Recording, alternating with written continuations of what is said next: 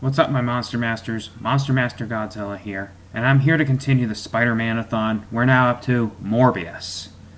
Now, this one is another Spider-Man character who has gotten his own solo film. It's after the success of Venom Let There Be Carnage. With Sony and being at its peak with the Spider-Man solo movies. They decided to give Morbius a solo movie, and as it got released in the theaters, this one has kind of gotten so much flack. I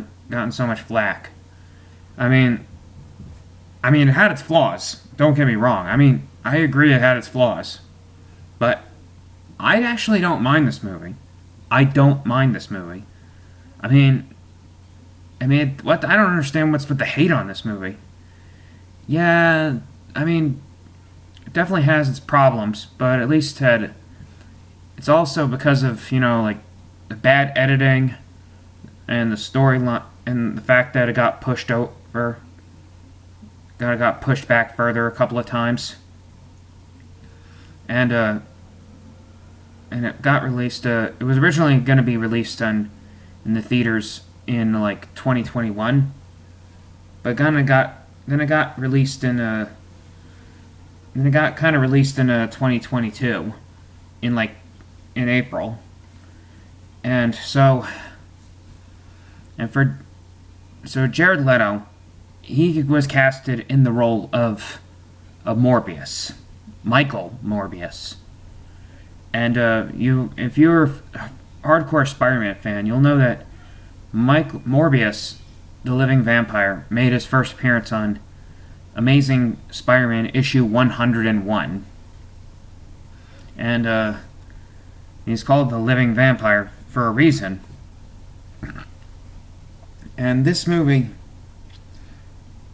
has a couple of flaws in there. And so for Jared Leto, I really am not a fan of Jared Leto. I really don't give a damn about Jared Leto. As an actor. In general, I really don't care about him as an actor. But there's lots of things I thought he was good in. This is one of them. I thought he was great in this film. He was perfectly casted in the role of Morbius.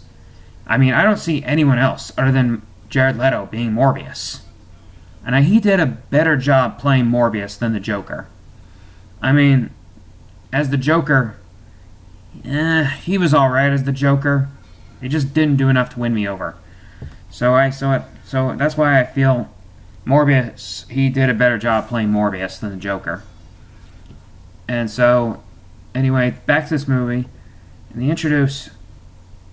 they also introduce Matt Smith, which he plays Lucian, who is also known as Milo Morbius, who is made up for the film, being Michael's surrogate brother, which was made up for the film.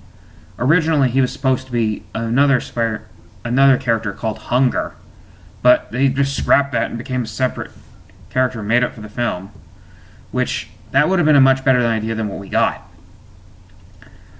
So the point is that Michael is trying to find a cure for a rare blood disease, which he ended up experimenting on vampire bats.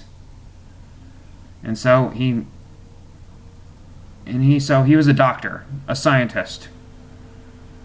And so when he tested the DNA of the vampire bats, he ended up causing side effects that it cured his condition. It had cured his condition of the rare blood disease.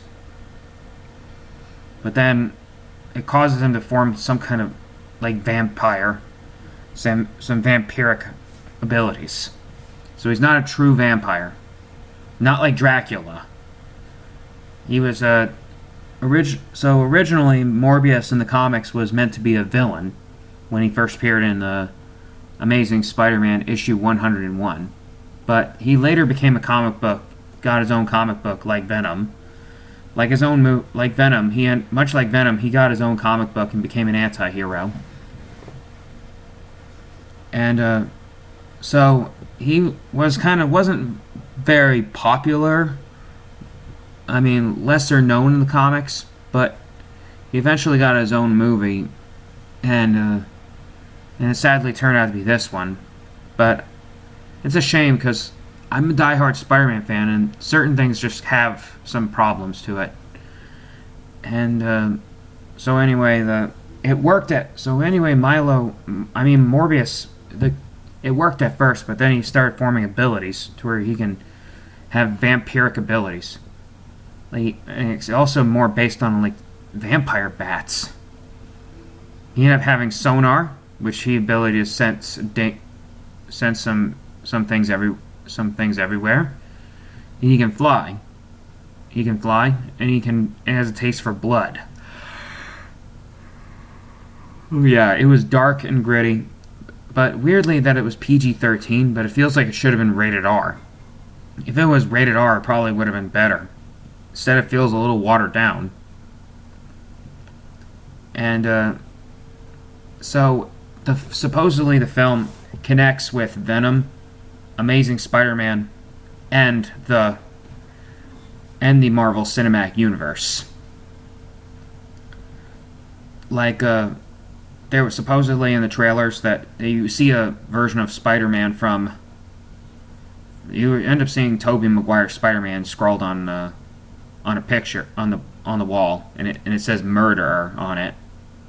And then there's also the Oscorp from the Amazing Spider-Man duology, and there's also the Daily Bugle from the Raimi trilogy, and Michael Keaton as Adrian Toomes appears in the trailers, which certain parts of those scenes were cut, but we'll get to that later. Of why. And then there was a moment where Morbius ended up saying, "I am Venom." Just kidding. I'm Michael Morbius. So Venom was mentioned in this film, and this movie is set in the same universe as Venom, which, being that it's on Sony's, under the Sony banner. So then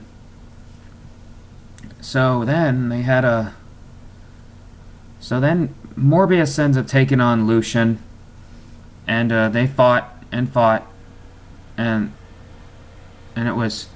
also Matt Smith was great in this film. He does a great job in this. Matt Smith and Jared Leto both did a great job in this movie, but had poorly written script. I mean, think about it, guys. It's not Jared Leto's fault that the movie sucked. I mean, even if you got somebody different than Jared Leto in that movie, it still sucked. It's just bad script and a shitty studio and studio interference. I mean, which is the same thing that happened with Andrew Garfield as Spider-Man and why he left.